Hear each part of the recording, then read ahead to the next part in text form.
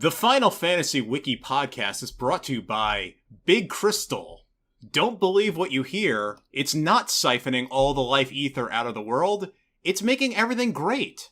Do you want to go and light a cigarette yourself? No, you don't. Use Crystal brand crystals from your papa, Big Crystal.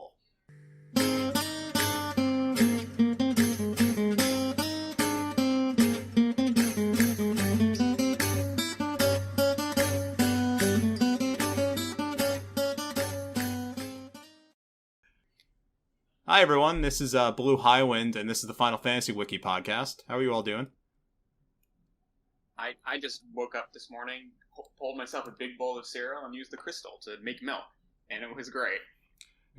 What does crystal milk taste like? Earthy. Nicotine. It's got vitamins and minerals. You know, they don't have to put it in the cereal, because they put it all in the crystal. How else am I going to have my crunchy cereal with more milk if I don't use a crystal to heat the milk? It's so crunchy that your teeth shatter.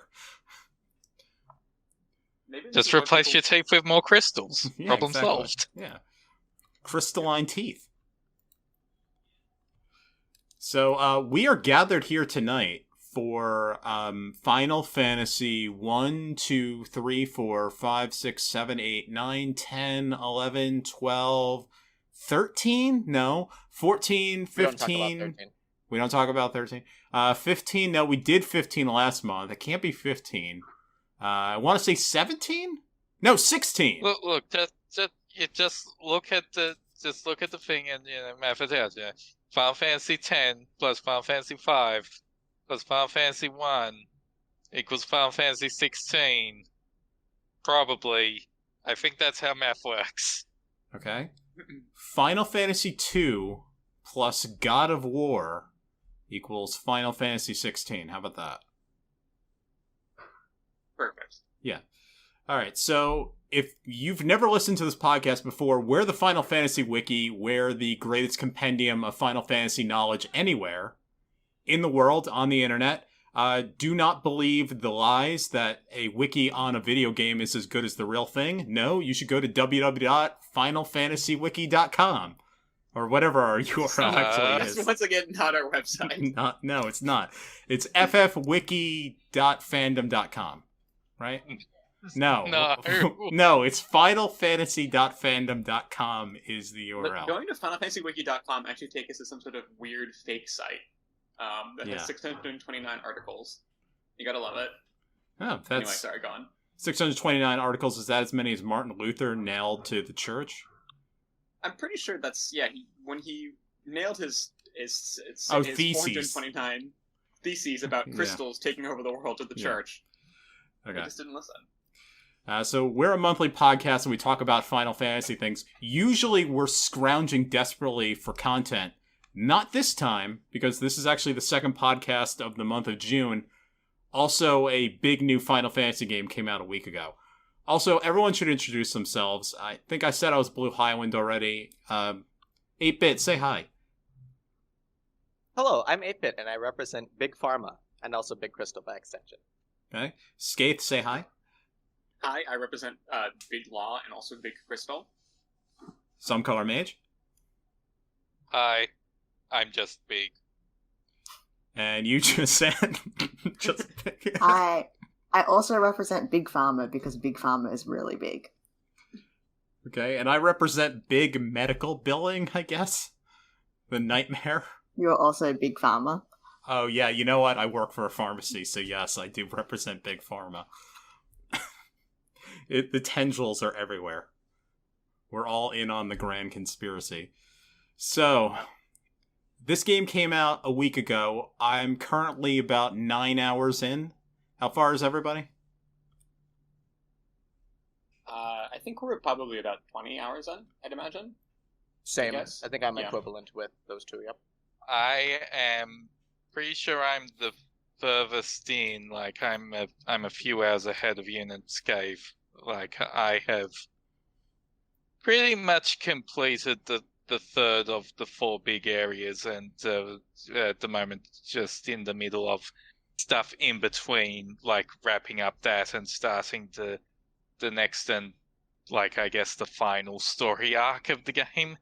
Okay. So since none of us have beaten this means this will not be our final opinions. So, if you're furious at what you hear and think that maybe you should go and threaten us in some horrible way like people have done in the past, please don't do that. Calm down. Our final opinion will be out next month. And then you could go and say whatever horrible thing you have in mind. Or please don't, actually. It's not constructive in any way. But and it definitely will be a next month thing, because we'll get to new stuff later, but there's something important going on the final weekend of this month, so we'll probably have to delay that recording a week. Oh, because July's last thing is Final Fantasy XIV, right? Yeah. July, yes. Okay. So maybe we'll release this one early July, and then that'll be the August podcast, and then we'll be an early month podcast? No, I don't want to do that. I like end of the month. Well, we'll get back to end of the month eventually. They can't keep dropping things on us at the very end of the month every month. Maybe. I mean, Ever Crisis will happen. I don't know when that's going to be. So, because of how far we've gotten, and I've gotten half as far as everyone else, I think our spoiler wall here will go as far as Clive reaching his 30s.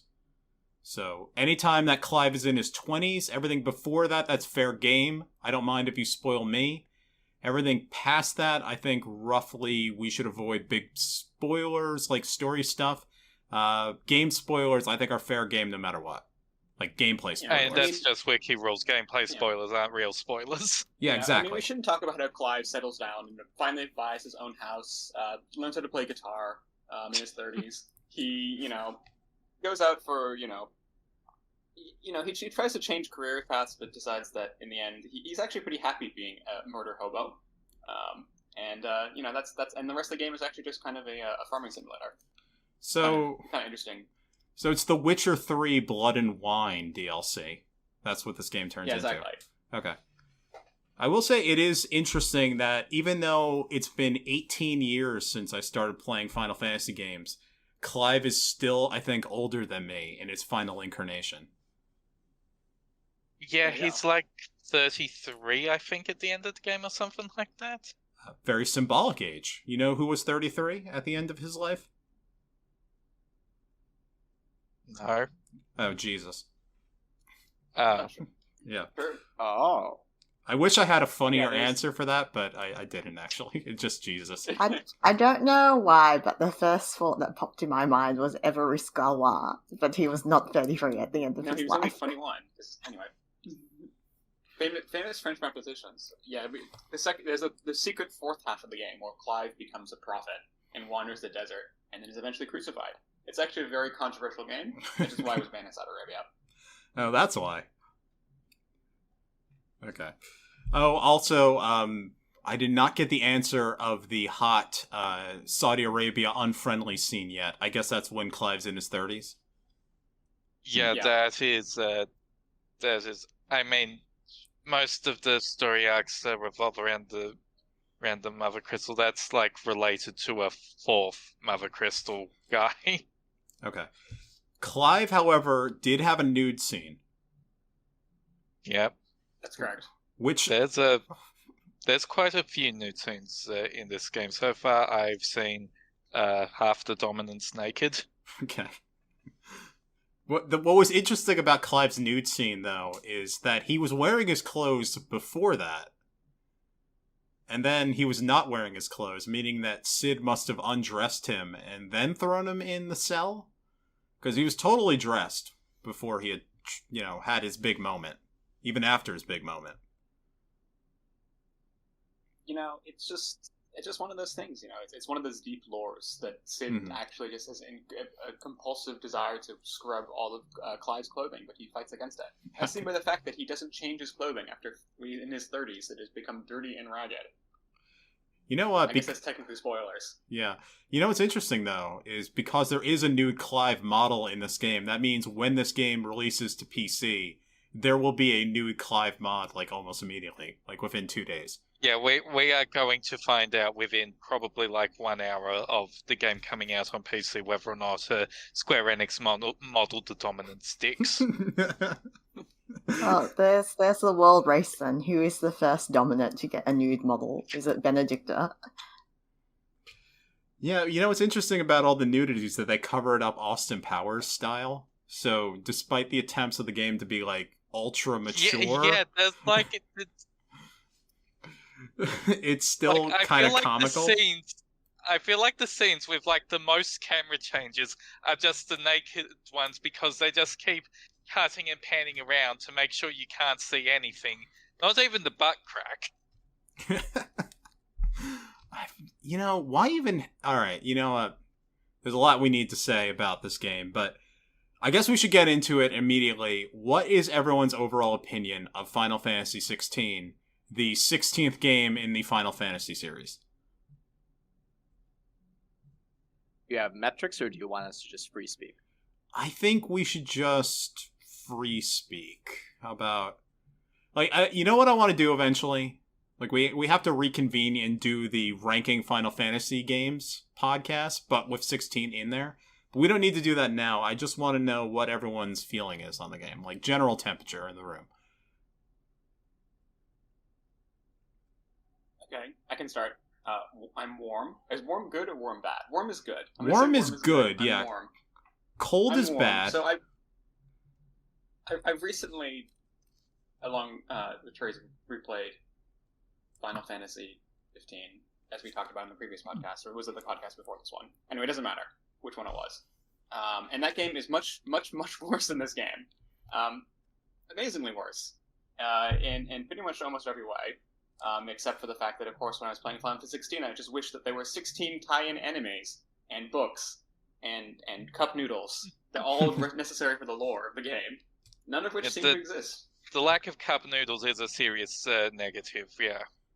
Okay, but if they release Episode 6, I would definitely buy Episode 6. Yes. Oh, yeah, of course. Oh my god, yes. Episode cup noodles. See? So we are actually missing these tie-in DLCs and anime. It's just they need to be all Sid related. Yeah, in terms of the game itself is very fun. I think everyone agreed. Most people I've spoken to and seen agree that the game is quite fun. The combat is easy, but it's easy in such a way that you feel like you're going to lose a lot of the bosses, but then don't actually lose, which is, I think, fine. I don't think the game needs to be extremely hard, especially because, it's not meant to be super hard. Honestly, that's not the point of the game. It's kind of more like a cool, showy, power fantasy game. So the combat is it's probably one of the most actively fun Final Fantasy games to just play. I mean, as much as we love turn-based combat and random encounters in this world, this game is more fun than most Final Fantasy games. I think that the story is told in a much less incoherent manner than Final Fantasy 13 and 15. So that gives it points up over the last two entries that I've played that I count. But there are definitely some character beats and moments that are a problem, such as the main female heroine being a horrible character. Not just like as in not a character at all. Jill never does anything and never useful, and is very, very boring, very boring character. But I would say that I think that the game clearly feels like a Final Fantasy game. I think it's a worthy addition to the series. I like the series always does things differently every single time, even if it's not always good. Not everything always works, but I think that the game sets out what it wants to do and does it well enough. I mean, I would put it at the moment, it would go probably in the middle of the pack if we're going to do the grand ranking. It would be somewhere in the middle. It's above all the games that are not good. Clearly above the games that aren't good and finished, like 2 and 15 and like 13, all that sort of stuff. But I don't think it doesn't really reach the heights of, the Fab 4 of 12, 6, 7, and Tactics, right? And 9. But I guess it's a Fab 5. That's a Fab 5, yeah. The fifth Beetle is Final Fantasy 9. Yeah. That gets Tactics. Tactics is the peak best of Final Fantasy games. Anyway, that's all I have to say. Tactics is Yoko Ono. Yes, I understand. Okay. Maybe I'll go? I feel like I want to jump in. All right. So, I love turn-based RPG games, and I also love games like Bayonetta and, Platinum games, that sort of thing. I love Kingdom Hearts. I'm very picky when it comes to action RPGs. So my immediate thought with Final Fantasy XVI is this is a really, really good action RPG. I was so in love with every single boss fight I ran into. And everything was going great until I beat Garuda, the first major icon boss. Icons are the new summon forces, and they're the big cinematic moments, the like God of War style, Bayonetta style giant boss fight thing. And I'm like, oh yeah, this game's awesome. And then the game decided to be an RPG. Like, it's like, all right, now we actually have to be a Final Fantasy game. And for the last roughly 3 hours of the game, I've been doing the most boring, pointless, dry, empty, meaningless side quests. And then there was a brief moment where Clive fights Dark Clive, and it was like the most awesome thing ever again.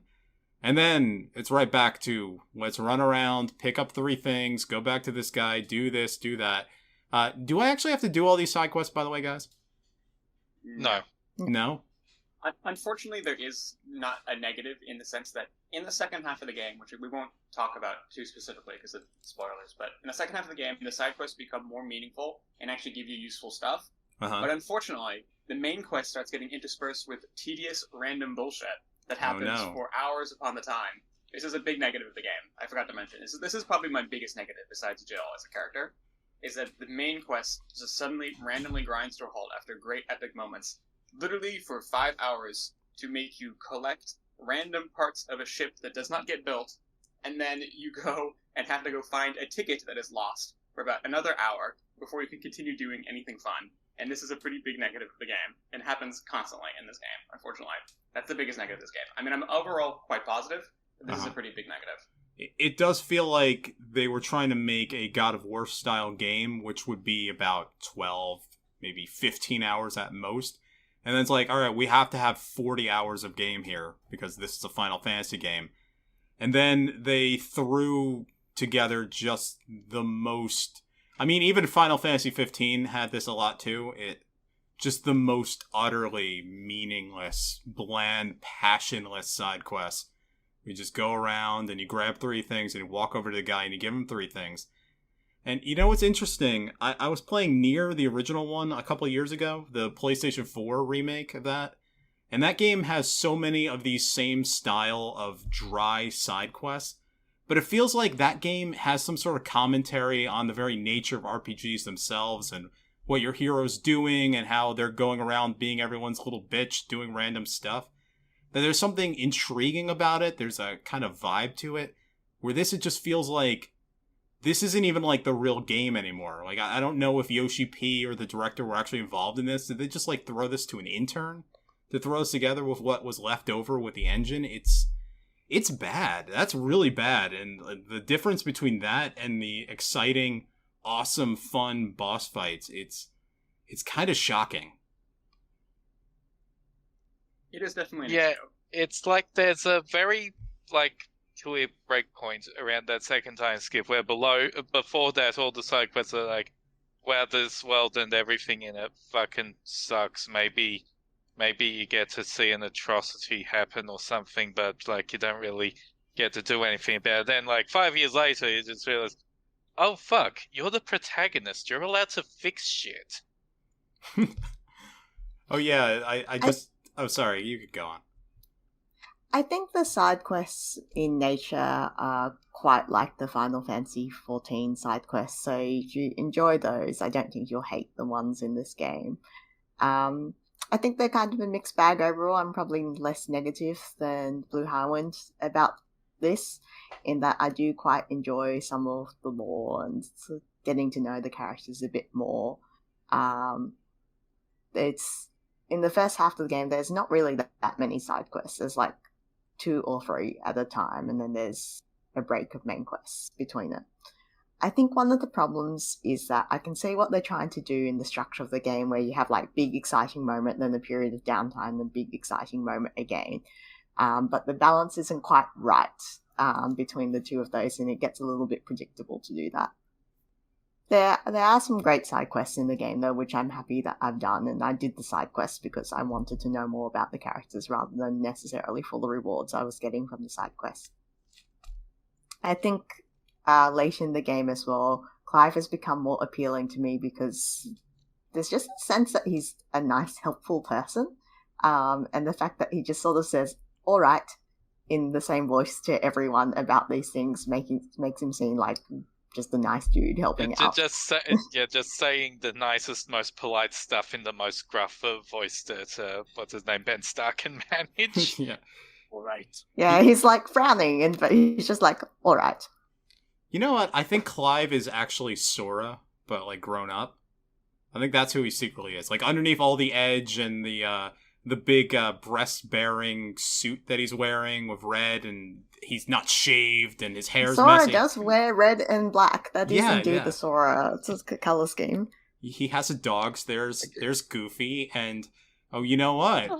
Jill is Donald Duck? Yeah, Jill is Donald Duck. Hey, Donald Duck also wears blue. Yes, it's a Kingdom Hearts game. And doesn't do anything in your Look, party.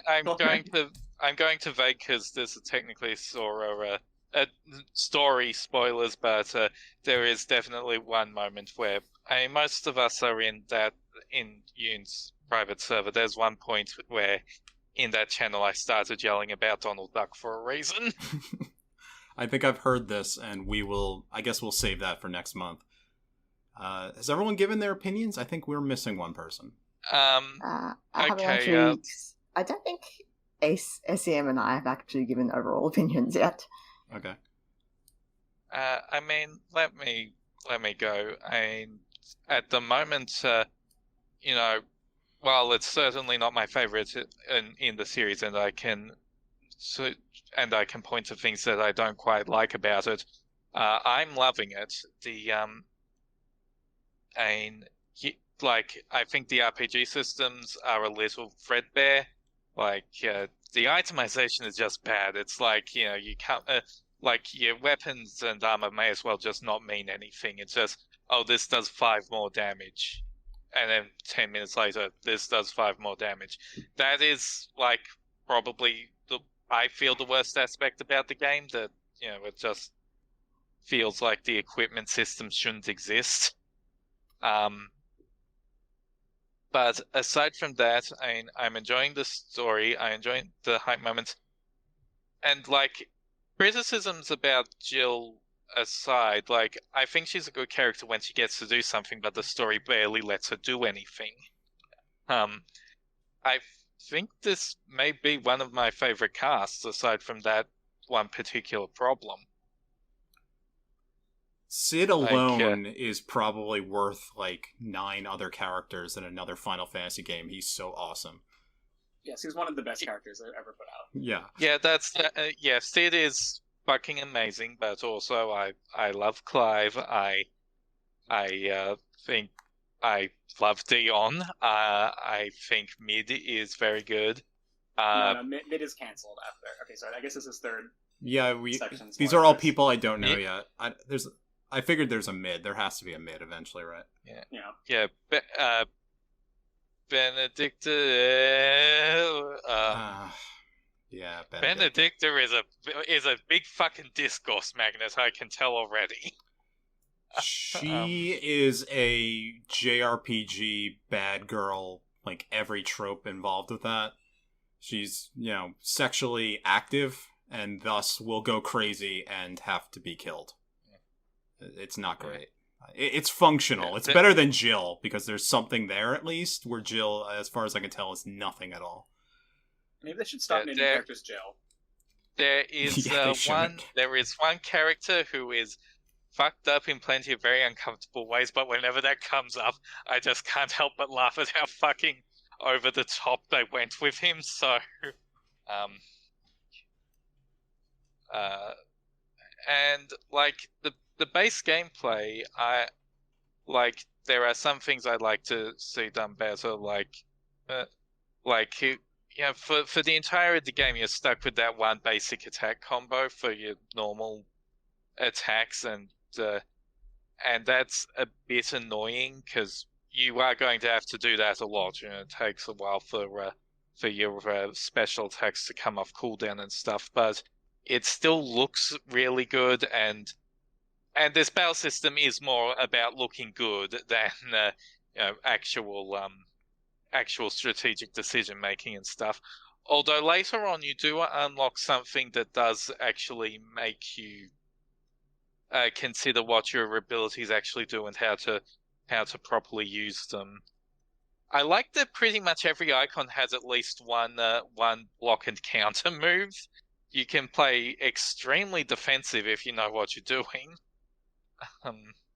and still shit out tons of damage because those counters are really powerful, especially along with one thing that you get very early after the second time skip, which is an accessory that changes your precision dodge, so that instead of doing the counter attack, when you precision dodge, your attack string for like 5 seconds or so changes to your limit break attack string.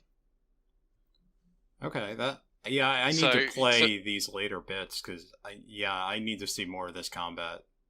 The later bits I think, are a lot better for sure. I really like later bits, except for the fact that the level of weirdness in between levels becomes a little bit larger. Maybe I'm just annoyed because I'm in that section. Like when you're in the section, or we just finished it rather. When you're in the section that's annoying, you're like, why is this happening to me? But then when you get out of that section, you're fine again. It's just that weirdness when you're in the weird slow sections that makes you more annoyed at the game. But then when you're in the good section, this game is really, really good. It's one of the best Final Fantasy games I've ever played in the good sections. It's strange in that way. I'd also like to point out, I can't believe that Creative Business Unit 3 managed to pull it off again, where the thing that they advertised as the main draw of the story gets resolved about a third of the way through. Like, there was a ton of advertising focusing on the revenge arc and stuff, and, like, that part ends well before the second time skip. The scene where that ends is one of the most hype moments of the game, but still, it is actually really interesting how well Creative Business Unit 3 in particular is getting at spoiler dodging. Yeah, I was really impressed that the trailers were mostly about the first part of the game, still made the game look exciting, and there's lots more to be excited about in this game.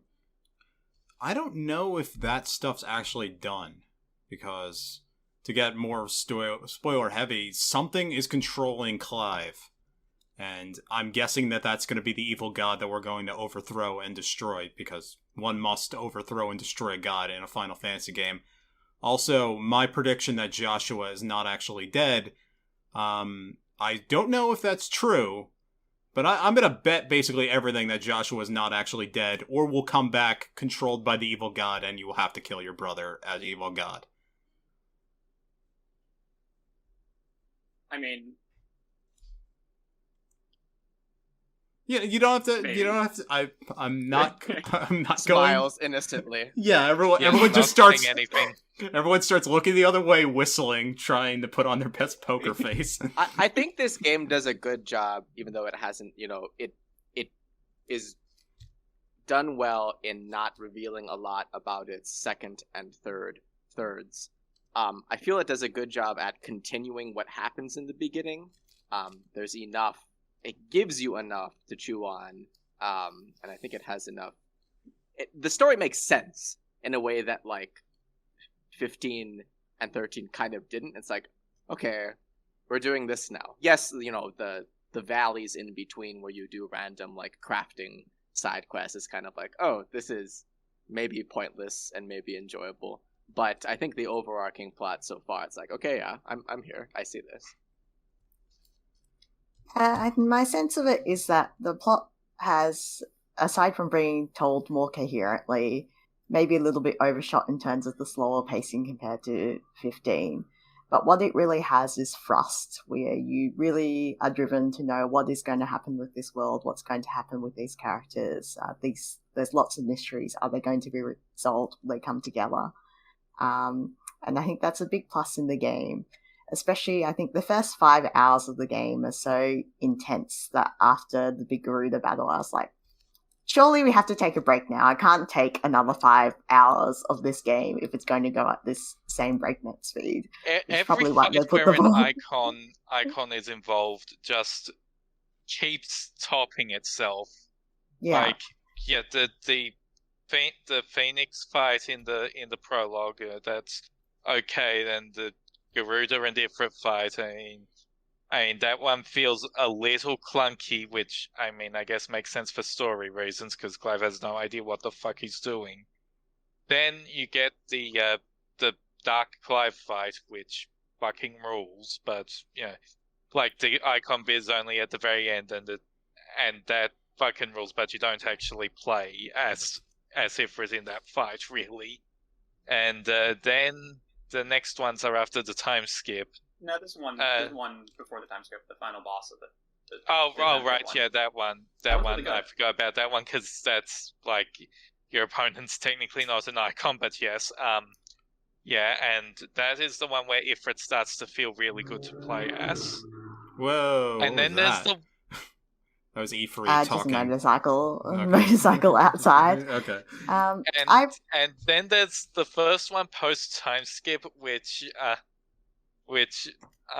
like, maybe some bits of it go a bit too long, but it's so completely awesome, and Soken has just completely gone off the script of what he was supposed to be doing with the music, so you just roll with it. I really enjoy the combat in this game as well. I do think it's tuned a little bit too easy. Like, if Kingdom Hearts is not afraid to show 10-year-olds the game over scene over and over again, then the Final Fantasy series should not be afraid to show us the game over screen occasionally. I'm not that great at action RPGs, but I haven't died yet playing this game. Wow. Yeah, the only times I've lost are to hunts, and one of them is because the very first hunt has a fucking instant kill move. Oh, fuck. And the other one is because I tried to fight a level 50 enemy while I was level 38. Yeah, and we're playing on action mode without any of the timely accessories, so if you're worried about getting into this game because you're not good at action RPGs, I don't think you have anything to worry about. Yeah, I agree with the comments about this. It's an inconsistent game. It's not a perfect game, but I think we're also harsher on this game because we're playing it at the moment compared to our idealized memories of 7, 9, and 12. I think the combat realizes the great dream of Square Enix, which is they made Advent Children, and the fights in Advent Children are extremely badass. Let's try and make people feel like that, and then we made the entire fighting game series, which was just trying to recapture the high of looking really awesome during a fight. 15's got some of that as well, as like, you just want Noctis to look really cool, but he's actually kind of lame when he fights instead. Whereas this game with nailed it. Clive looks extremely cool. You're playing Advent Children. 7 Remake actually ends on the Advent Children fight. Yeah, basically. Yeah, pretty much. I mean, kind of a I mix of haven't the played Advent 7 Children Remake fight yet. and fighting him in Dissidia, because, like, I know that, like, when I first got there, Sephiroth's counter move, I immediately knew what to, just to hold off, because the attack has the exact same name as it does in Dissidia. Okay, I don't remember Dissidia at all at this point. We bought a PlayStation 5 basically as future insurance to play Final Fantasy XVI and Kingdom Hearts 4, and I'm happy with my purchase. I think it's my overall opinion. And my biggest problem with this game is I think the writing of the women is bad. It's quite bad. Yeah. I think actually that 15, as much as we like to malign it, has better writing of both women and characters in general, minus Sid, who's amazing. I was going to say, the first section that really started to bore me is a Clive and Jill section, which was weird. It was very strange because this is the first time that Clive and Jill had met in what the game calls has been 13 years, though the way the plot moves, it feels like it's more like 6 months. Like, nothing happened during those 13 years to either one of them, as far as I can tell. Maybe I'll find out later. But, these two were childhood best friends. I don't know if there was a romance. There was kind of some sort of thing with a moon scene that kind of felt Final Fantasy IV-y. But there should be a tension here. There should be a kind of rapport. There should be an awkwardness of these two characters meeting together. And there's none of that here. They don't even talk until, 90 minutes of boring side quests later. And I don't know. I feel like Naughty Dog kind of ruined this sort of game when they made games like Uncharted Lost Legacy, where the two characters, you could go and do meandering, boring side quest stuff, but the two characters have a running conversation the whole time, and it's so compelling and interesting that no matter how dull the game gets, the character work saves the day. And they just didn't do it because, as far as I can tell in this game, I'm going to be brutal with this, it seems like they just did not care about the character of Jill. Just have no interest to write about this person. No interest in what they can contribute. I don't even know why they're here. Just other than you have to have a girl. Final Fantasy 15 does this really well, actually. You're doing random, tedious bullshit, but the characters are talking and they're interesting and they're having fun about it. It feels like, the road trip experience. But this game just doesn't do that. Like, the characters are silent when you go in. And I think the reason is because you could have any people in your party at any moment during a quest, so they don't want to, write a million different pieces of dialogue for in case Jill is there or not. But it feels like it would just make Jill such a more of a fleshed out character if she's like, you're fighting a big dragon, and Jill's like, I love dragons. I don't know. It doesn't have to be it doesn't have to be deeper than that necessarily. Just any sort of dialogue at all, right? Something. There are missed opportunities to give her, I think, a bit more body as a character. It's very, they peg her into this, like, okay, this is her arc that she's gonna go on when you get past, a bit farther past Garuda, and it's kind of, I feel like everything where the camera tries to pan to her, it's almost as if they just let Clive have, oh, look, here's more exposition on Clive, which is great. I love Clive. But Jill is often just the person nodding in the background, or like, oh, yes, that happened. What do you think about that, Clive? Or wasn't that nice? And it's like, I don't know. It wouldn't take too much. They have a couple cutscenes where they approach some definition, and they just don't take it. Right, I said, I think it's fine. I think she's fine when she gets to do something.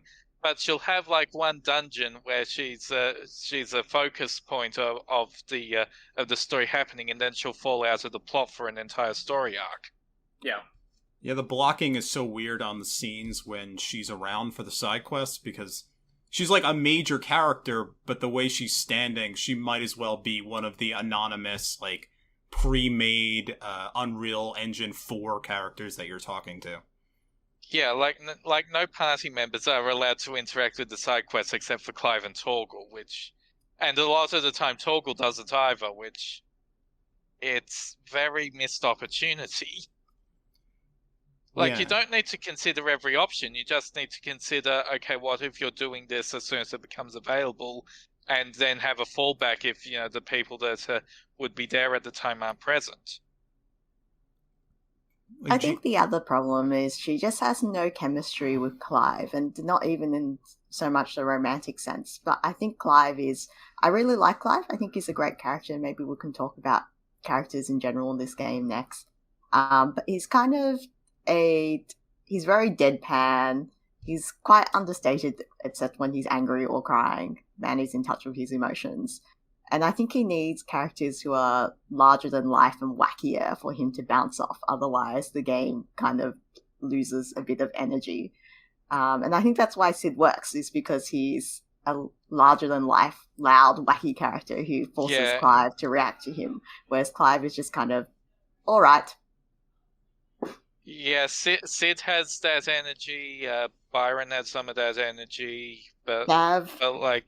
Gav has that energy. But Jill, aside from one bit where it can basically be defined as, hey, can I have a revenge arc? You had your revenge arc. She and Clive is just hell yeah, let's go get revenge. Clive says all right to it in the same tone he says all right to everything else. Yeah, for starters, Clive is a very stoic man already. It doesn't, yeah, aside from that one bit which still has Clive being a bit of an underreaction, it doesn't play off well. I want a 2-hour compilation of him saying all right to everything. You know what it reminds me of? It feels like, what if Cloud from Final Fantasy VII, but instead of, over the, big characters like Aerith and Tifa and Barret are around him, it's Rosa from Final Fantasy IV. So you have two mostly quiet, unassuming characters just standing next to each other, and then nothing happens, because nobody can start a conversation. It's the problem, is that Clive himself is actually a good character. The problem is that he needs someone to play off, right? When you have Sid there, or Lord Byron, or Gav, then Clive becomes the interactions become amusing. He's someone to talk to, the wacky characters, but Jill is just not that at all. I kind of wish that she had become like a maniac or a psychopath or something at the time together. It would be more fun. Yeah, I think Jill does clear the bar of being better than Rosa, but I mean, does she? Yeah, I think hope so. She does. I mean, not least because of the voice actress and the level. She does get a dedicated arc, and we're not done with the story. I mean, I don't know gameplay wise, but you get access to icon powers, and there's some icon powers left to unlock.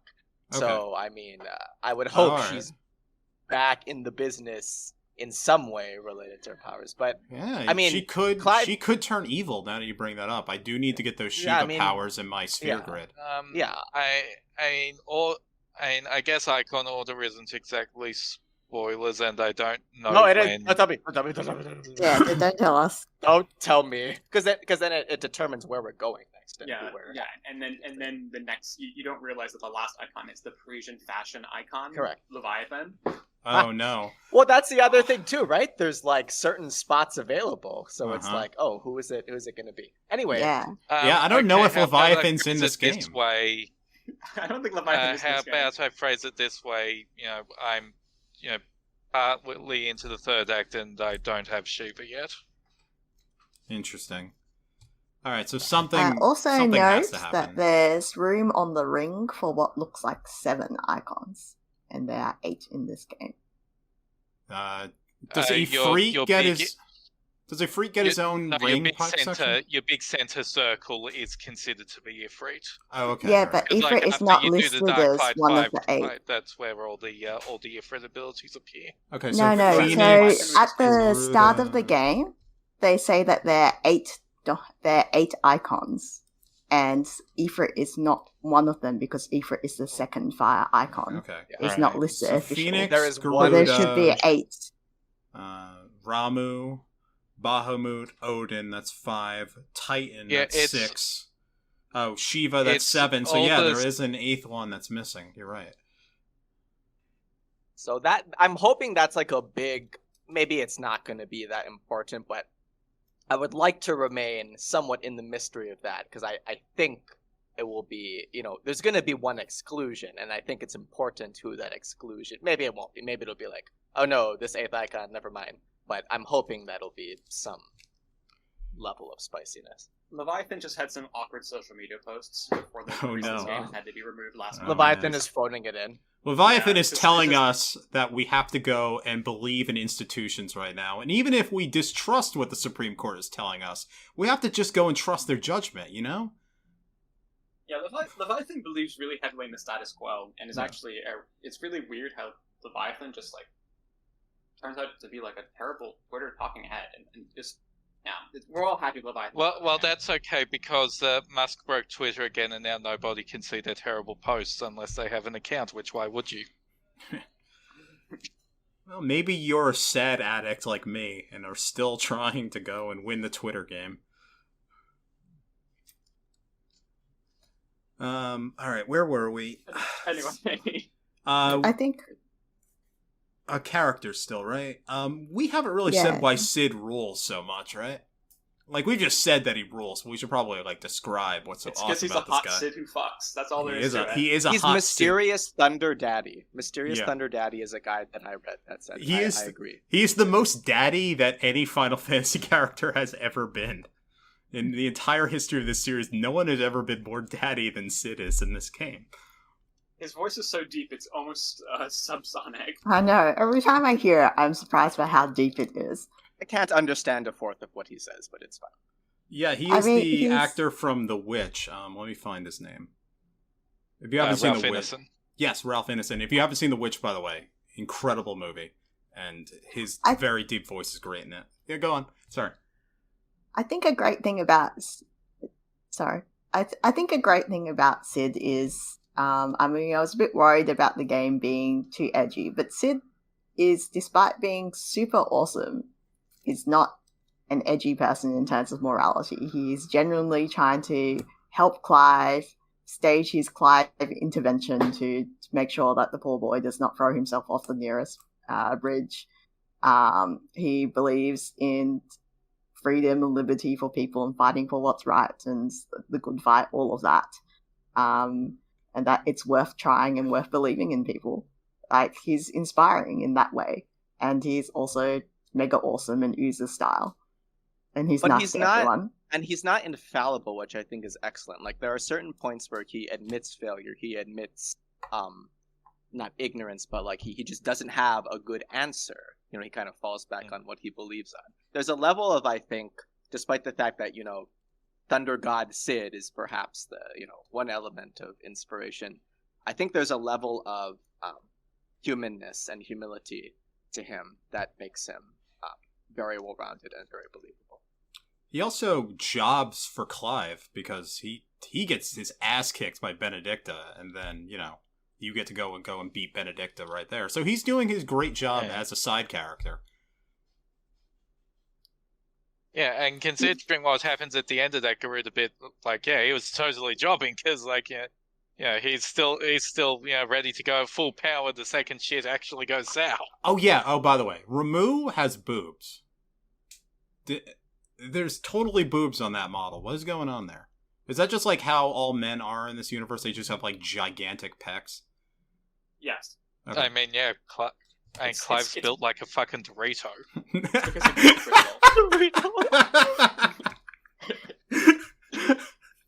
Well, there you go. You can get the gamers in on your game by going and making your character Dorito shaped. I go in and out on whether or not Clive's costume is hideously ugly or good. It's hard for me to tell, honestly. You know, considering how much of this game so far is me just trying to, like, sneak through the world and pretend that I'm a X-character's slave or whatever, the fact that I'm wearing this gigantic, flowing Final Fantasy character costume, it's like, how is anyone not noticing this guy? I think no one else is wearing it either, which makes it funnier, in my opinion. Yeah, it's like I'm incognito in my dad's old armor. And my giant dog that follows me everywhere, that totally everyone has, yes. And why do people keep trying to mess with Clive? He's so scary looking, and they're like, nah, I could totally take you, you bearer scum. And I was like, have we looked at this dude? They see the fucking tattoo on his face and they're all like, oh yeah, I can take him. Yeah, we haven't really talked story much, but like a major plot point of this game is the fact that this is a world that runs on slavery.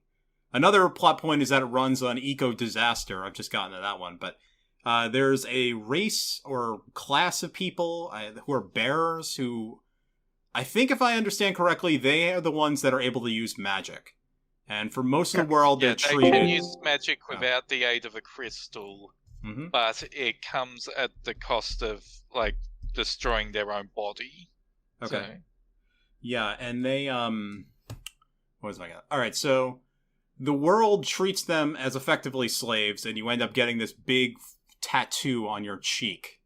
And I'm guessing that a major plot point is eventually going to be the liberation of these people and a kind of social equality element. I've also read Gita Jackson's review on Polygon. And they were not very charitable to this game and how it manages to handle the social justice elements. It sounds like this is all stuff that ends up getting fumbled in their opinion. but I guess I'll have did to go see read myself. the review, ultimately. Yeah. I thought it was a bit of a strange critique. To be honest, but you'll have to see. I wouldn't say that it's the most socially conscious discussion of slavery ever made, obviously, but I don't think it's damningly bad. I don't think you can expect like an extremely academic and 21st century method of addressing this issue. Like you're definitely still kind of being quite the abolitionist, and like even when everything starts going to hell, you're basically still trying to build your society where bearers are just allowed to be left the fuck alone. I haven't read the Polygon review, but my understanding was they felt that the game spent a lot of time trying to teach Clive that slavery was bad. I think was the thruster part of it. That was quite a shallow take. I mean, if that's the take, I strongly disagree with that. I'm pretty sure Clive already knows that slavery is bad before the end of the prologue. He also gets sold having been a slave. Yeah. Like he is like in the prologue, he's presented as as probably the person who is the most sympathetic to bearers, even if he's a rich white boy who doesn't quite get the issues. And just being sold into slavery for 13 years just kind of cements that he believes the system sucks. Yeah, there was. It's not... Oh, I'll go. I'm sorry. There was a scene I just ran into where Clive seemed to all at once figure out that you actually can fight against systems of injustice, which I thought was a little clunky, but also wasn't. I don't know. It wasn't damning the entire game because Clive, as I've said before, is basically a Sora, and it doesn't seem like he doesn't have all that much upstairs. Frankly, he's only just figuring things out now. Clive has a bit of a one-track mind. Like he goes from get revenge to maybe destroy the systems of society and stop slavery, to fixing the things that has kind of become a personal issue, but that might also save the world while also destroying the system of society we live on that encourages slavery. So that's still a win. Yeah. Uni, you were saying? Sorry. I think it's much more a story about Clive realizing that a personal story about Clive realizing there are things that perhaps he could put to his talents of being a murder hobo to, and not be so depressed, rather than realizing that slavery is bad. It's more about him breaking out of his personal funk. Okay, this actually transitions to one thing I've wanted to say about this game. Everyone compares this game to Game of Thrones. And I can see that because there are a lot of British actors, and there's completely unnecessary scenes in a brothel that went nowhere and weren't even all that explicit, ultimately. I would say this game reminds me more of the Stormlight Archive, the Brandon Sanderson story books, which especially Way of Kings. How that book opens with the main character as a slave. It's a world where it's very desolate, and magic is basically how the empires run. And there's a lot of evil gods coming to go and crash upon the world. And that book series already kind of feels like a sort of a dark Final Fantasy game. So if you make Final Fantasy a little edgy in that direction, you end up kind of in a Brandon Sanderson mode. Yeah, also completely sexless. I think the opening has quite a big Game of Thrones in it, but yeah, the further you get into the story, the more this becomes a very Final Fantasy-esque Final Fantasy. Oh yeah, the opening does set up a family dynamic that doesn't really go anywhere. Like they kind of abandoned that almost immediately. That felt very Game of Thrones. That was very House Stark, with an evil mom. Yeah, Clive's most evil mother. The world's most evil mother in the entire universe that has ever existed. Also, Kaladin is not sexless. Kaladin has had awkward romantic moments. I don't know, maybe there's more in the fourth book I haven't gotten into. I think it's a great comparison, though. It is to Stormlight Archive. I think Game of Thrones is very cynical, whereas I think this game is surprisingly quite idealistic about the ability of people to try and create a better world for themselves. Yeah, Yeah, like this I game said is hard. earlier, that second time skip does mark a point where things shift from the world sucks to the world currently sucks, but you can certainly fix this with your fists. As long as you're Dorito shaped, you could go and bring justice to a world. Dethrone and attack God, yes. Yes. With your Dorito shape. Mm-hmm.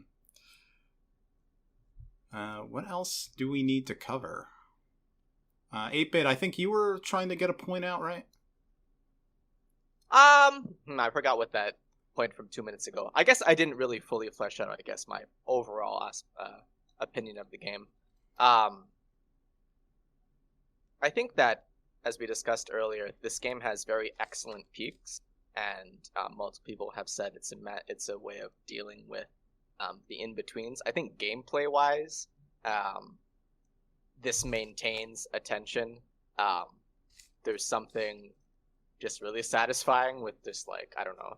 The Garuda playstyle is excellent. I love it. But I feel there's, like, it'll hold your attention.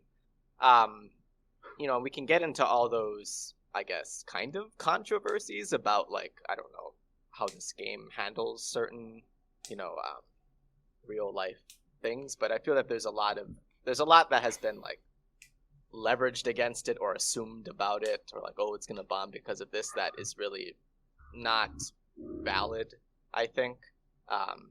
Just like how Game of Thrones wise, you expect Game of Thrones and then 10 hours in you have yourself a Final Fantasy. I think that once you get past the slog perhaps of that post Garuda pre spoilers other thing, this game hits its stride, I think. I saw a lot of negativity on the internet about this game, which probably I shouldn't listen to, and I don't usually, but it was interesting, to be honest, to see that this game doesn't seem popular among people online, at the very least.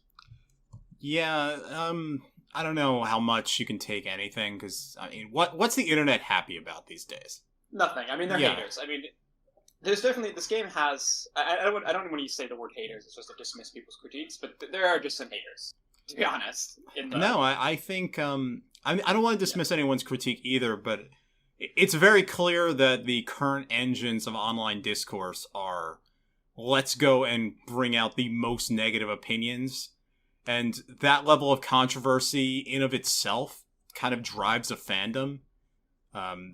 This is something like, Homestuck was a lot of this, where there was a lot of anti-fandom that became fandom. So if you get a negative temperature on something, it's fine. The one thing you don't want is apathy. Right now, the DC superhero movies, total apathy. No one cares. There's not even haters to those things. But Final Fantasy XVI has tons of haters, and that is almost a sign of life in of itself. Yeah, I don't want to invalidate criticism, because we've had a bunch of criticisms, and there are some of those that are valid, but then there are some that are just, like, blatantly incorrect, and lazy, some of it is not even lazy, but sometimes just fucking malicious miswording of what other people have said. Like, oh god, I hate having to bring this up, but the whole old racism debacle, where people acted like Yoshida said that this world had no black, it has nothing other than white European, blah blah blah blah blah. About half of the playtime I've had so far in this game has been the country full of people of color.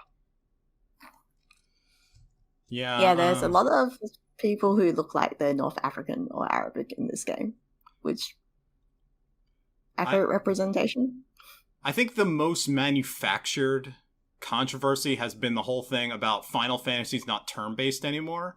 And it feels like half the internet... Yes, welcome to the 1990s. Yeah, it's like half the internet's like... 16 games in the main series. 4 of them are turn-based.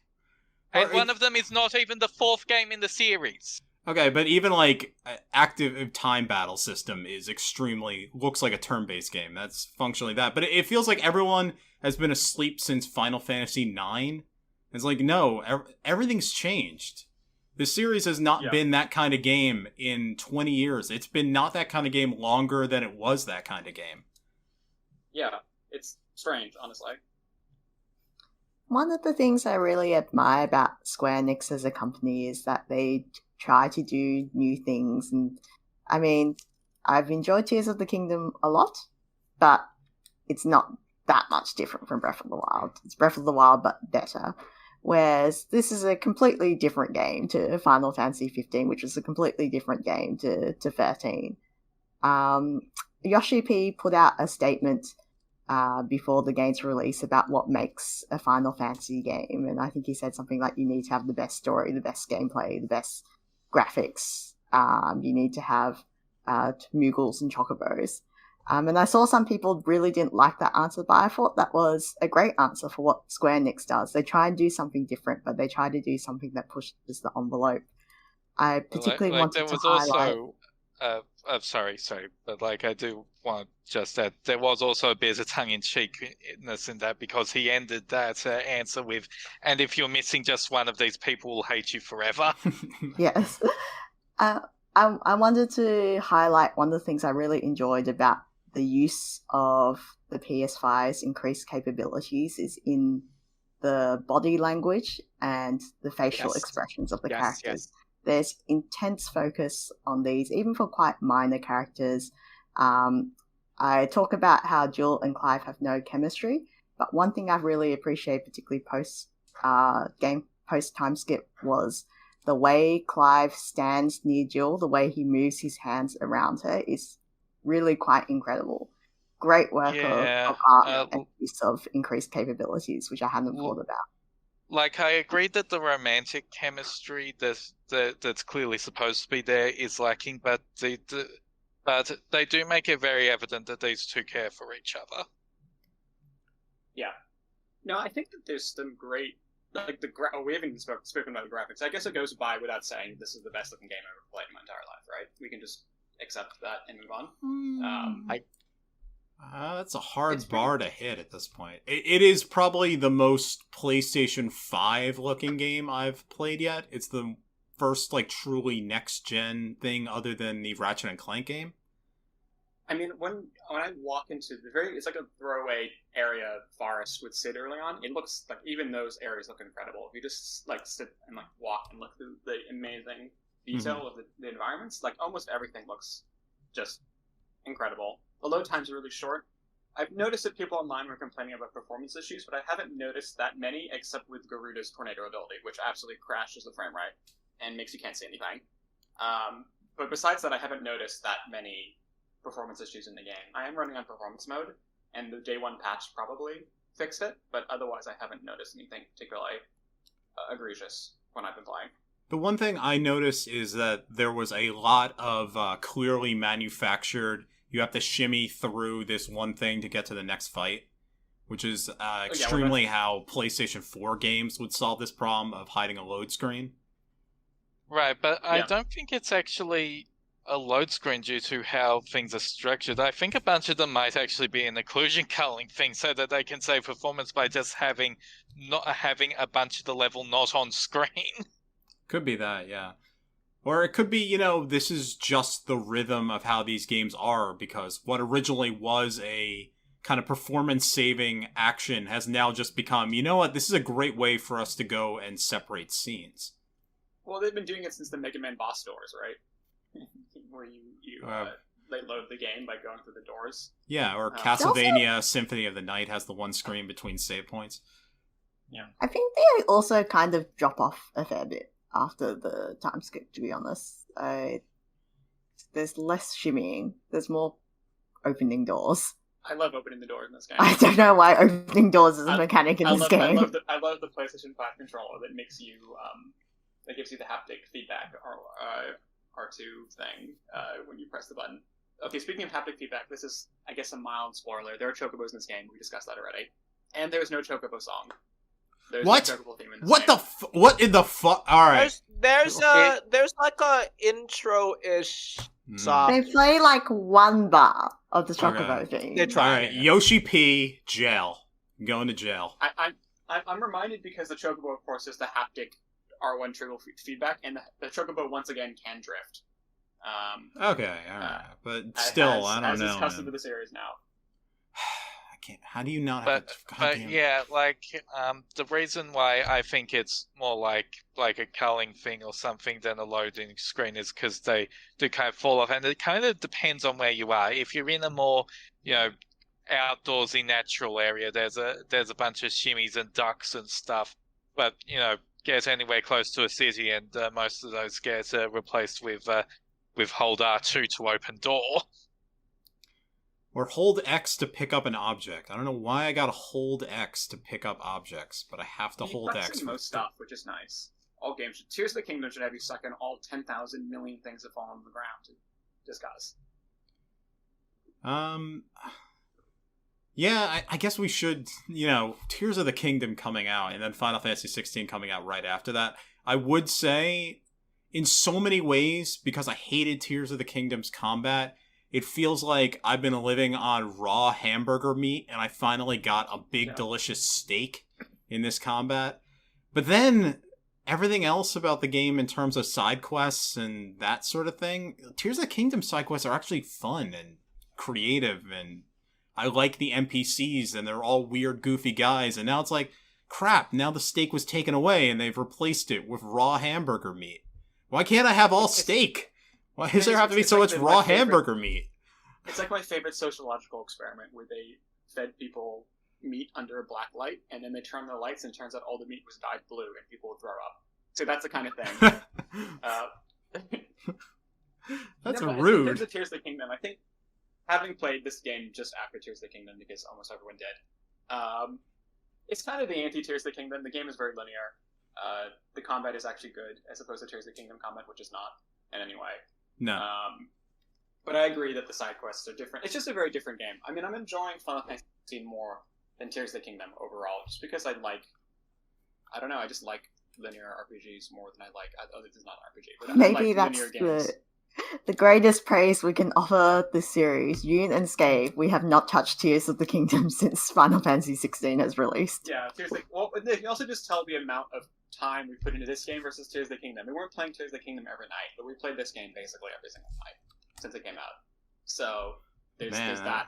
There's a pretty big difference there. That might be the damning moment for me, because I played this game 3 days in a row, got up to that side quest point, and I was like, you know what, I think I'm going to rewatch Band of Brothers, and then didn't play for about 4 days. And meanwhile, I played... Just walk away, Blue. Walk away. Go for the red icon. Go for the red icon. All right. I will beat this game. It's not going to be Final Fantasy 15 again. I'm actually going to finish it. Band of Brothers is a great show, by the way. But Tears of the Kingdom I played so friggin' much of. I'd still be playing Tears of the Kingdom if Final Fantasy 16 hadn't come out. I'd still be doing quests. Yeah, I don't know. It's just the opposite for me. Tears of the Kingdom is fun, but I also kind of feel like it's not direct enough in a way that I like. Tears of the Kingdom lacks thrust. Yeah. And also the plot is extremely boring. Yeah, the plot is bad. The plot is very disappointing in Tears of the Kingdom. There's a lot... completely uninspired. Well, it's not uninspired, it's not finished, is the problem with that one. But we don't need to spoil that game. This is a Final Fantasy podcast. The Zelda Wiki, they can start their podcast and they can go take care of that. It's okay. Yoshi P showed up on stream playing Tears of the Kingdom instead of doing his live stream, so we can do it too. By the way... I mean... Oh, Uni, you said you hadn't died yet. Has anybody died playing this game? Has anyone gotten a game over? Yes, but I died when playing, but I died in exactly the same how that SCM died. Is that there's the very first hunt, that's an instant death. Yeah, but you die of it, you die. Okay, so other than total bullshit, the game is basically unlosable too. If you do the Garuda only challenge, where you only play using Gouge and trying to time the counter, which has the really sick spinny animation, which makes you die to a pathetic Dragoon enemy you totally shouldn't have died to, coughing. No, yes, yeah, this game is fine. No one dies like that. Yahoo. This is very specific. Yeah. Yeah. Okay. But as I said before, the game's boss fights feel great, and you feel like you're in danger when you're playing them in their time. They're amazing. They're just amazing. I think that's important, more so than an actual... I think actual difficulty... I don't know, I feel like, if you died to... dying to Riku, Kairi we know. eyes. Yeah. Kairi's inside me? Yeah, we know. It's fun to an extent, but also you don't want to just. I mean, when you make a game, I think developers don't want to block people off by making a game too difficult. And you can maybe argue that they should have unlocked the harder difficulty beforehand. Like there's a new game plus with a harder difficulty. Mm-hmm. But then there's also the argument that people might just pick hardest difficulty and then leave the game because they're unhappy. It's always a difficult balance because it's very hard for gamers, and gamers with capital G, which is I think unfortunately includes us. Oh no! You're very a hardcore gamer. Scathe is a person who has done the limit cut bosses with all pro codes on. Okay. So in terms of, but the really do want difficulty in games, but I think that it's difficult. Like a very very hard game is actually a pretty small subset of people who are particularly online and loud. And I do think this game is easy. But it still rewards you for learning. It rewards you for playing well, and it feels in the game when you're playing the good boss fights and not collecting wood, the game feels great to play. And I think that's really ultimately what's important. I think part of the difficulty might also be, despite how limited your potion supply looks, healing is surprisingly generous. Not only is that small stock of potions that you can have already almost sufficient for any occasion. After the second time skip, you unlock 2 side quests very early, whose rewards are that one of them gives you like a permanent 20% buff to all potions, and one of them gives you like you can hold 1.5 times as many potions. And when you get into like that final act, you unlock another potion that is like if you die, this instantly gets used, and you get buffs to all your stats for a minute after using it. Damn. The Koopa coin. You basically get a Koopa coin. But can the final boss steal your Koopa coin with a bullshit nightmare attack? Oh wait, is there a super boss in this game at all? I don't know. I don't think there is. I really want them to release, even more than episodes did, I think I want them to release a Limit Cut DLC type thing, because Limit Cut was incredible, and I'd love to see them do something like this. Even though the philosophy of boss design is quite different from Kingdom Hearts 3, which I found interesting, they did ask the Kingdom Hearts team how to make an action RPG, but I found that the boss design and the rhythm of the combat feels quite different to Kingdom Hearts.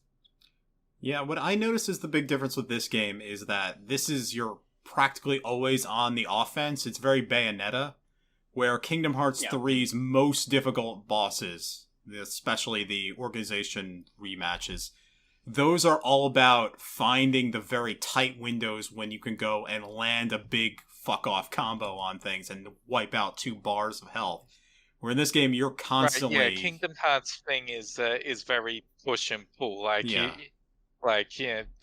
enemy gets to pull off a combo string, you get to pull off a combo string. Sometimes you can hit a dude in the exact right way in the middle of their combo string to get a free combo string of your own.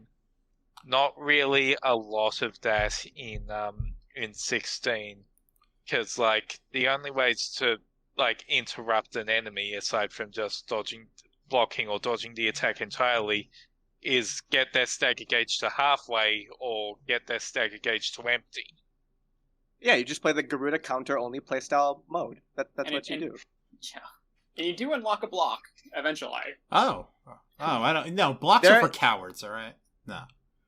Yeah, Kingdom Hearts is very much a block game. You go full JoJo. Yeah, that's it. Yeah, it is Bayonetta because you dodge and then you get to punish immediately. You get even a slowdown witch move at some point. You get witch time to hit enemies with if you do it perfectly. Actually, I should just explain the blocks because they're part of Titan's movesets.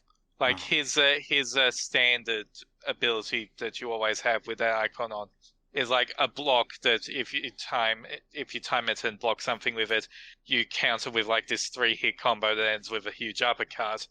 And the other one is this one ability that's basically just a JoJo punching attack where where like he go and then just fucking punch them 10 times in a row, which also starts with a block, and if that triggers the block, it like triples the amount of hits it does. This game And does stops reward time. defensive play. Yeah, it does. If you want to play more of a reactive style instead of purely proactive, I think it does have elements that let you do that. I'd also be excited to play the New Game Plus and try the difficult game mode. Honestly, I think I'd be interested in trying that. And I'd also be interested in hoping them releasing some super bosses. There probably are some super bosses in this game, but I don't know the answer to that question. I basically spoiled myself as little as possible, except to look at people hatefully complaining about this game online for some reason. I'm looking it up. I I don't don't know think why there he's doing are. that. I've been trying to stop him. I expect the S rank hunts are supposed to be like the equivalent of super bosses, because I mean they once you've got them down, they go down about as easily as any other boss / hunt. But if they hit you just due to pure level advantage at the time they're unlocked, they hit really goddamn hard. Yeah, I can't find any. It doesn't look like there is anything. That's interesting, because super bosses have been like a major part of this series going back to Final Fantasy VI. Well, they forgot to put some in Kingdom Hearts 3 until the DLC. No, they had that one. That crappy... It was a part- terrible boss, Yeah, though. it sucked. Yeah, Yeah, it it was was- terrible. Where was Sephiroth? Where Maybe we was should just put Sephiroth as the boss battle, as a super boss battle in this game as well. He's just like, he's here, he's everywhere, he's in the moon, he's in Clive's mind, he's just here in Hello. Rosaria. Hello, Cloud. I mean, Clive. I mean, whatever. I'm your everything. Sephiroth, you don't understand. No, There's Joshua? nothing I don't cherish. Joshua! Joshua's definitely coming back. I promise you that. I mean, it does. Well, you never know. Maybe Joshua's actually just a Maybe Joshua was illusion. Sephiroth the whole time. it was like a collected illusion by Clive. Maybe Joshua was the friends we made along the way. Yeah. Yeah, there we go. So I think we might be winding down. Is that how the energy feels right now? I mean, we've still got some news to quickly go over, I think. Yeah, that's what I mean. I mean, like, are we mostly through our thoughts of Final Fantasy 16 20/10 hours in? I mean, I'm good on that sense, yeah. Okay. I think that ultimately we're all quite positive about this game. I think it's unabashedly the best Final Fantasy game they've released since 2006, right? Numbered Final Fantasy game. Since Oh, yeah. 2006, Oh, including yeah. 14. It is. Which, It's the first Final Fantasy game in a very long time that I am not in some way embarrassed by that isn't a remake. yeah, It's worth playing. yeah, for sure. I think that if you like Final Fantasy games, if you like action games, this game is great. I think you should play it. If you like games where you collect wood, if you like another great game as well. But I don't know, if you want a story-driven, RPG, you get a story-driven game. This is not an RPG in the sense that you don't have. I don't even know how we define RPG. This is another question, I suppose. There I aren't really there aren't any strategic decisions you can make in the combat, really. I think that's what it's missing. Yeah. There's no creativity to it. Yeah, you can argue that maybe there should have been elemental weaknesses and things like that, and these are all things we could critique. I mean, I don't think the combat is perfect. I'm but- fine with no elemental weaknesses, because, yeah, you're limited in how many elemental movesets you can have at once. But I reckon they could have made each of the icons do something actually different with the standard attacks. Like, the physical combo doesn't change at all. The magic attacks only change their particle effect. They don't do anything different. Yeah, I think there are definitely some. It could have made it a little bit more complex in some aspects, but I think that I've never played a game that feels like playing a Final Fantasy cutscene, right? Before, and I think that's what they were going for, and I think they hit that very well. Yeah, there was a long period in the PlayStation 2 era where we'd be playing a piece of shit game like Dirge's Cerberus, and the combat was so bad. It's like the lamest, slowest third-person shooter you can imagine. And then, like, in the cutscenes, Vincent is this incredible god that can move so fast and do all this cool stuff, and you can't do any of that shit. And it's no fun at all. And they finally made it. You can actually do that. Yeah, you can do all that stuff.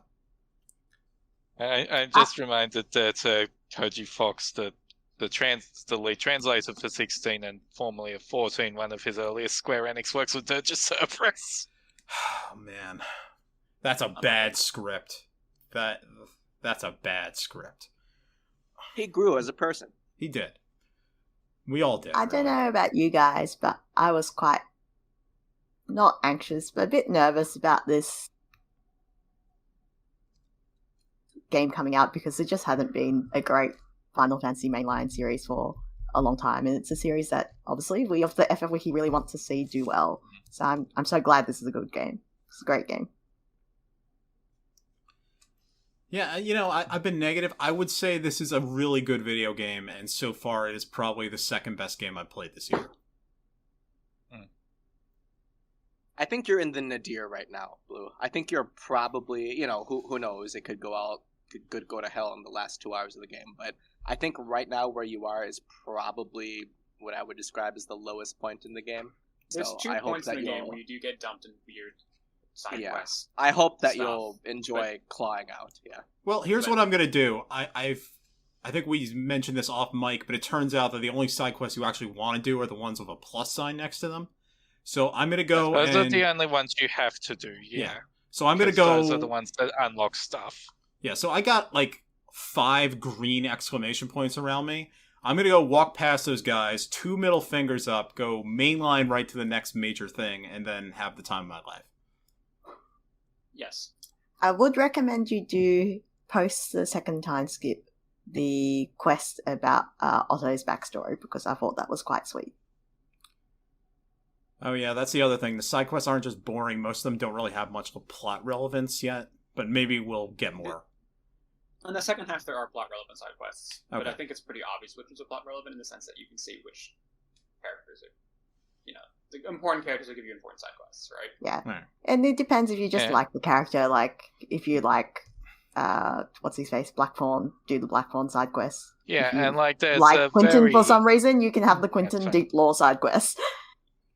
Yeah, like also at some during that post second time skip, sometimes story important characters will just mail side quests to you, like you have a little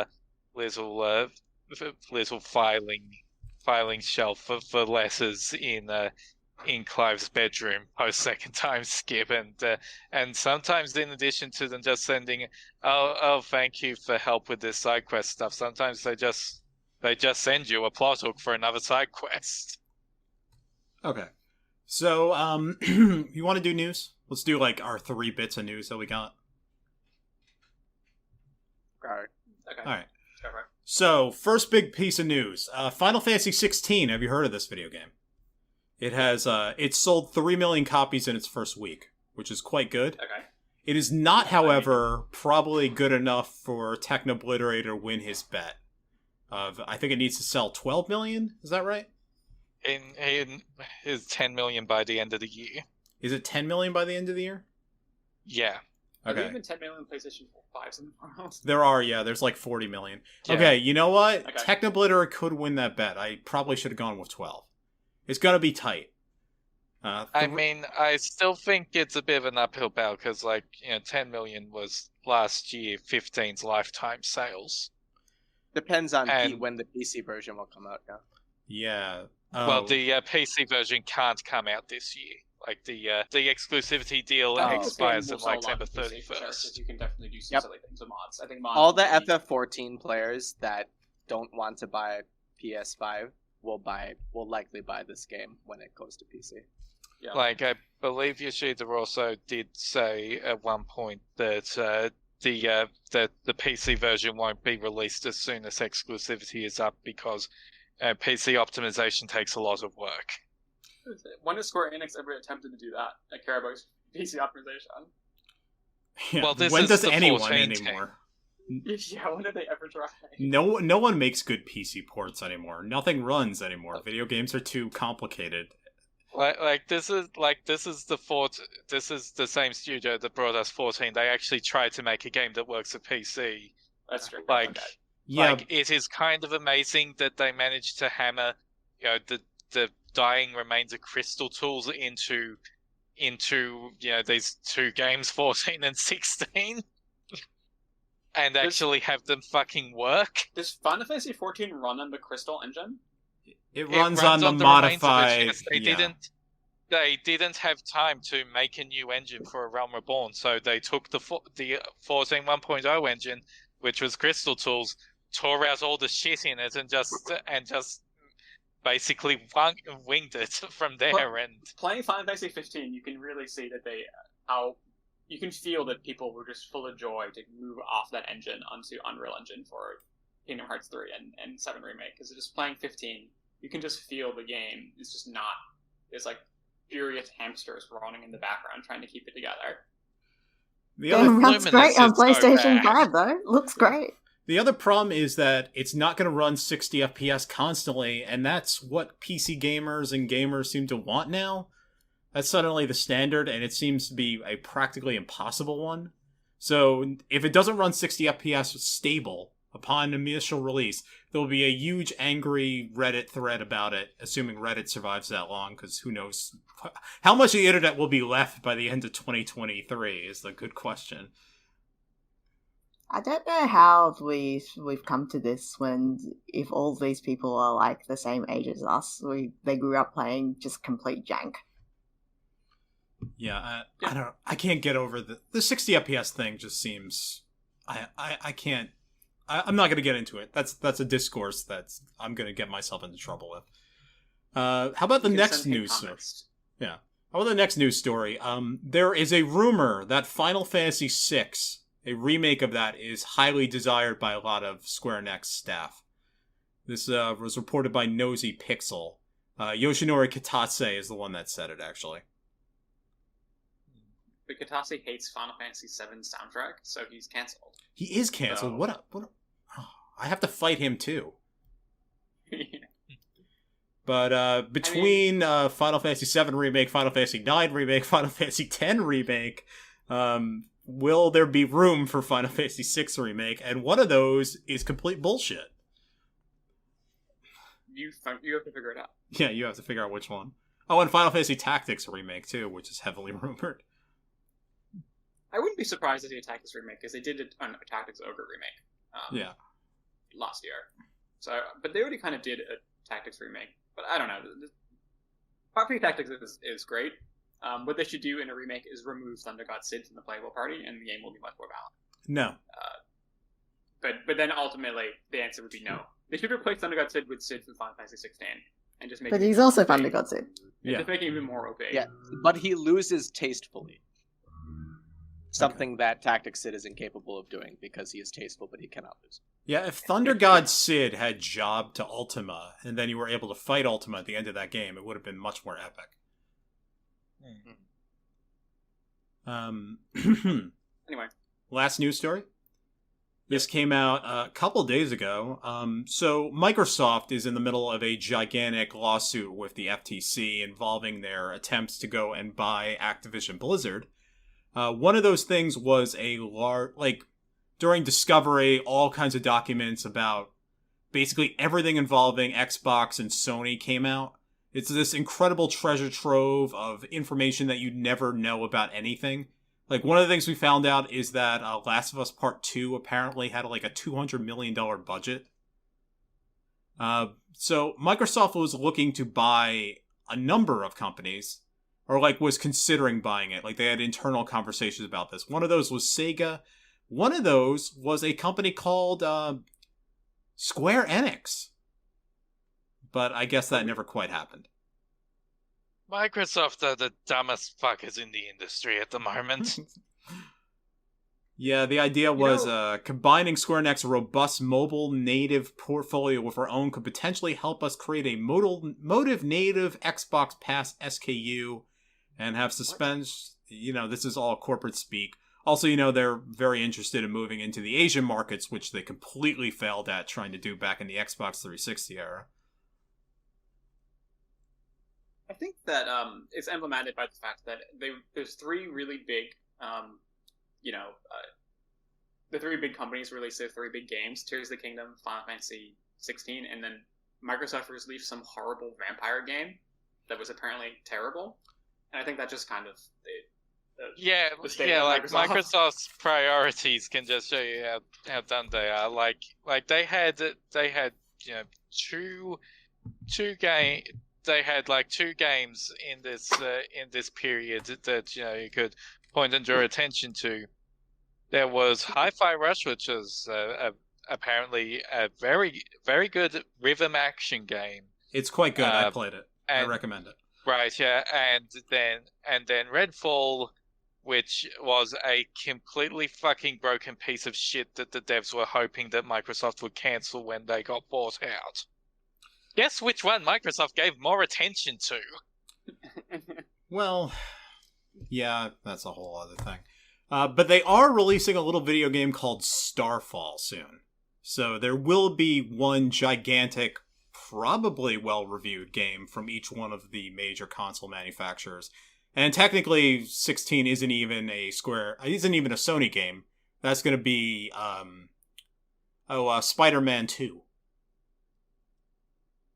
I mean, yes, what's it called? Starfall will probably be well reviewed, but it's a Bethesda open world game, which means you don't want to play it on a console anyway. Yeah, I don't know if that game's going to be for me anyway. I mean, there's no spiky-haired dudes, there's no angst, there's no screaming about your little brother who is a phoenix bird that you're eating, all kinds of things. You know how it is. Yeah, you know how it is. This is what the people want. All right. Yeah, I mean, I could go for a big phoenix omelet right now. It's pretty tasty. That egg in Final Fantasy VII, that looked tasty. The big egg on top of a Fort Condor. Yeah, that looks like you could have a big omelet of that thing. Oh, I'm so ready. Don't get me started on the FF15 deliciously rendered food as well. That The makes me food so is hungry. not well rendered in this game. It's like a 0 to 10. It doesn't look edible. It's all purple stew. What? Wait, but the Like apples, the apples look like But the apples. cabbage. They're not like low poly crap like in Final Fantasy 14. Remember the Final Fantasy 14 apples? The grape crystal incident, but the apples look good. I mean, there are a couple of quests where you help someone make food, but the recipes sound like the most horrific things imaginable, and like everyone's response to eating it is like this is the most delicious thing that gave me stomach cramps ever. They should have gone out and made all the food in the bulk camping for 2 years before making this game, like they did in Final Fantasy 15. It was a good use of their budget. You know what they should have done? This game should have been a musical. Yeah, I agree. We open on Clive's I Want song when he's a slave, and you have all the slaves join in, and it's a big baritone section. It could have been amazing, and yeah, well. I think that, the icons, I feel like the icons were perfect. Perfect time for musical cues. Oh my god. Perfect. Imagine Sid, and he's got like 70s glam metal song to him. It sounds amazing. It does sound amazing. We need to make this. All right. I think we should wrap up the podcast though. So this is this is the Final Fantasy Wiki Podcast. We do this monthly. We are hosted by a guy named BlueHighwind who also produces the show. So any problems that you have with sound or anything like that, that's all his fault. He's an asshole. He's lazy. Should do a better job. This podcast should be available on most platforms except for Apple Podcasts. I don't know how to get us on there. This podcast music is La Montana de los Jovenes Caballeros, which is by XPRTNovice, which is the Mount Koltz music from Final Fantasy VI. It's from the OC Remix Balance and Ruin album. Thank you so much for letting us use that music. We'll be back at the end of July, where we'll talk about a game called Final Fantasy XVI again, and then talk about some other stuff, I presume. Also a game called Final Fantasy XIV. I think stuff's happening there. Thank you so much for listening. I'm going to go to sleep.